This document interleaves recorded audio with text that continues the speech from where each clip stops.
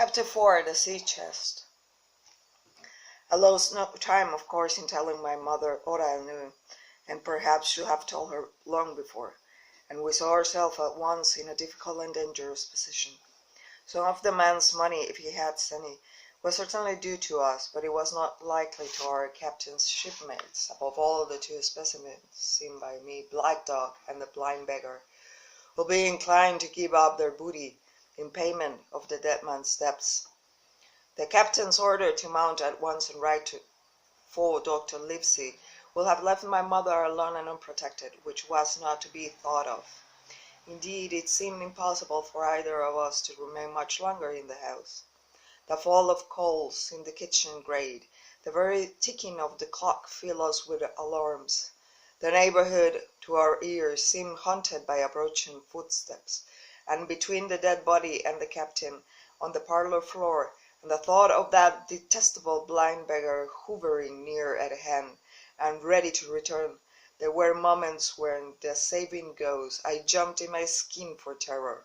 Something must speedy be resolved upon, and it occurred to us at last to go forth together and seek help in the neighboring hamlet. No sooner said than done. Bareheaded as we were, we ran out at once in the gathering evening and the frosty fog. The hamlet lay not many hundred yards away through our view, on the other side of the next cove, and what greatly encouraged me, it was in an opposite direction from the hence the blind man had made his appearance, and whither he had presumably returned. We were not many minutes on the road, though we sometimes stopped to lay hold of each other and hearken. But there was no usual sound, nothing but the low wash of the ripple and the clucking of the crows in the wood. It was already candlelight, and we were reached the hamlet, and I shall never forget how much I was cheered to see the yellow shines in doors and windows. But that, as it proved, was the best of the help we were likely to get in the quarter, for you will have thought men will have been ashamed of themselves. No soul will consent to return with us to the Admiral Benbow. The more we told of our troubles, the more man, woman, and child they clung to the shelter of their houses. The name of Captain Flint, though it was strange to me, was well known to some there, and carried a great weight of terror. Some of the men who had been field work on far side of the Admiral Benbow remembered, besides, to have seen several strangers on the road and taken them to be smugglers to have bolted away, and one at least has seen a little lugger in what we call Kit's Hole. For that matter, anyone who has comrade of the captain's was enough to frighten them to death. And the short and the long of the matter was that while we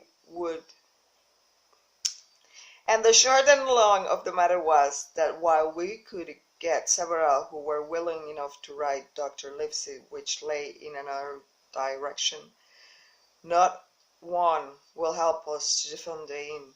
They say cowardice is infectious, but then argument is, on the other hand, a great emboldener. And so, when each had said his say, my mother made them a speech. She will not, she declared, lose money that belonged to my father's boy.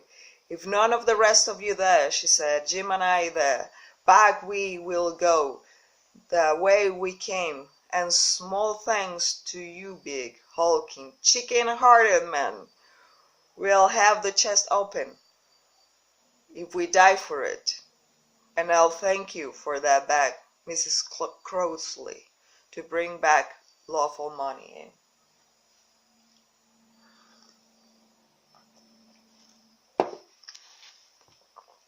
Of course, I said I will go with my mother. And of course, they all cried out our foolhardiness, but even then not a man will go along with us. All they will do was to give me a loaded pistol, lest we were attacked, and to promise to have horses ready saddled, in case we were pursued on our return, while our lad was to ride forward on the doctor's direction in search of an armed assistance. My heart was beating finely when we two set forth in the cold night upon this dangerous venture.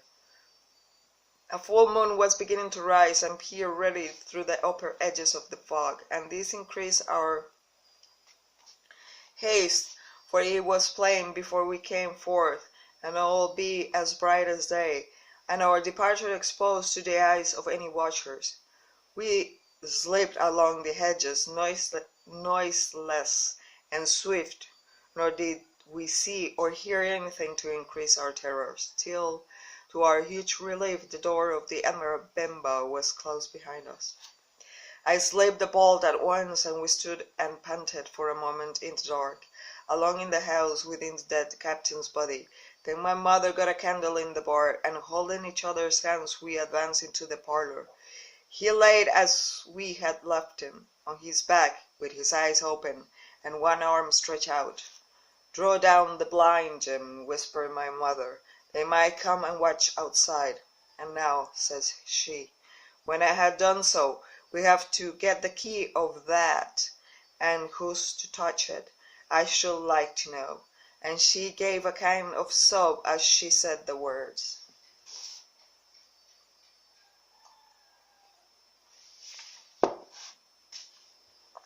I went down on my knees at once. On the floor close to his hand there was a little round of paper, blackened on the one side. I could only doubt that this was the black spot, and taking it up, I found written on the other side, in a very good clear hand, in short message, "You have till 10 tonight." "He had till 10, mother," I said, and just as I said it, our clock began striking. This sudden noise startled us shockingly, but the news was good, for it was only 6. "Now, Jim," she said, "the key." I felt in his pockets, one after the other, a few small coins, a thimble, and some thread and big needles, a piece of pigtail tobacco beaten away at the end, this gully with the crooked handle, a pocket compass, and a tinder box were all that they contained, and I began to despair. "Perhaps it's around his neck," suggested my mother. Overcoming strong repugnance, I tore open his shirt at the neck, and there, sure enough, hanging to a bit of tarry string, which I caught with his own gully, we found the key. At this triumph we were filled with hope and hurried upstairs without delay to the little room where he had slept so long, and where his box stood since the day of his arrival. It was like any other seaman's chest on the outside, the initial B burned on the top of it with a hot iron, and the cornice somewhat smashed and broken, as by long rough usage.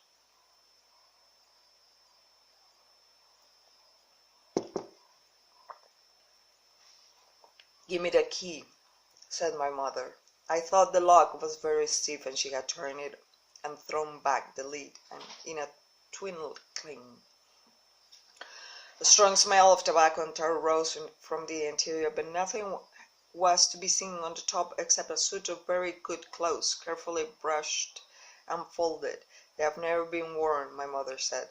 Under that the miscellany began: a quadrant, a tin cannikin, several sticks of tobacco, 2 brace over very handsome pistols, a piece of bar silver, an old Spanish watch, and some other trinkets of little value and mostly foreign make, a pair of compasses mounted with brass, and 5 or 6 curious West Indian shells. It has often set me thinking that he should have carried about these shells with him in his wandering, guilty, and haunted life. In the meantime, we had found nothing of value but the silver and the trinkets, and neither of these were in our way. Underneath there was an old boat cloak, whitened with sea salt in many a harbor bar. My mother pulled it up with impatience, and there lay before us the last thing in the chest, a bundle tied up in oilcloth cloth, and looking like papers, and a canvas bag, and gave forth, at a touch, a jingle of gold.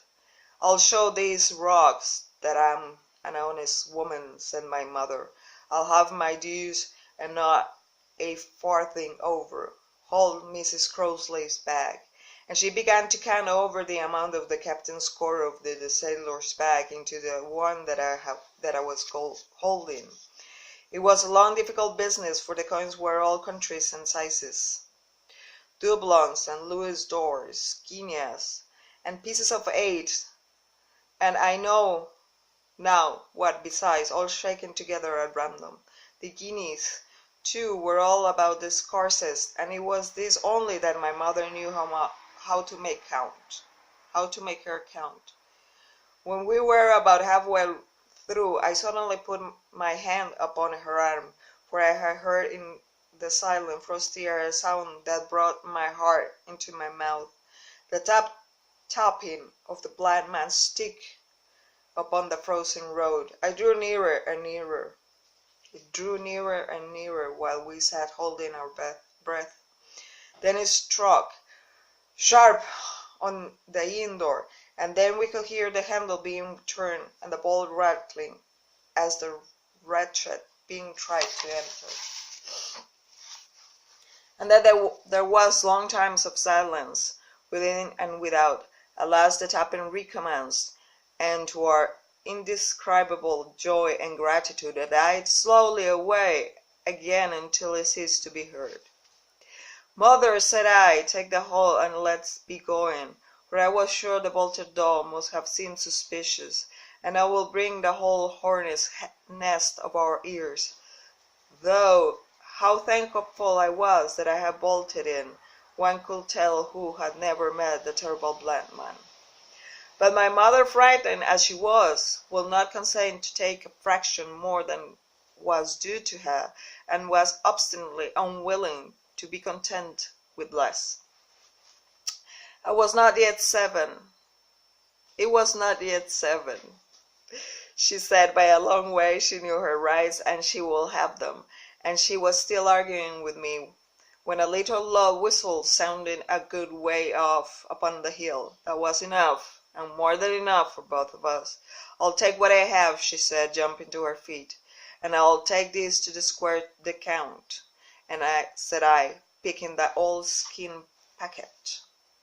Next moment we were both groping downstairs, leaving the candle by the empty chest, and the next we had opened the door, and we were in full retreat. We had not started a moment too soon. The fog was rapidly dispersing.